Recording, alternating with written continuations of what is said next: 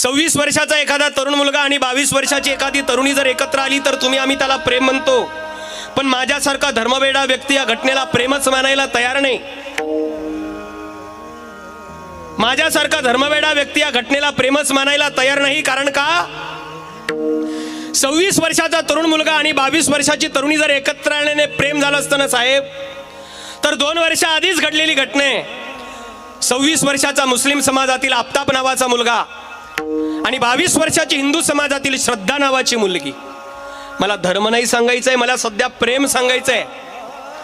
26 वर्षाचा मुस्लिम समाजातील आफताब नावाचा मुलगा आणि 22 वर्षाची हिंदू समाजातील श्रद्धा नावाची मुलगी, या दोघांचं कॉलेजला प्रेम झालं आणि त्या प्रेमाचा परिणाम त्या श्रद्धा नावाच्या मुलीच्या शरीराचे 35 तुकडे करण्यात आले. ते 35ही तुकडे फ्रीजर मध्ये ठेवण्यात आले आणि त्यातला दररोज एक एक तुकडा काढून 35 दिवस जंगलामध्ये, डोंगरामध्ये, जंगलातील हिंस्र पशूंना खाण्यासाठी 35 दिवस दररोज एक एक तुकडा टाकण्यात आला.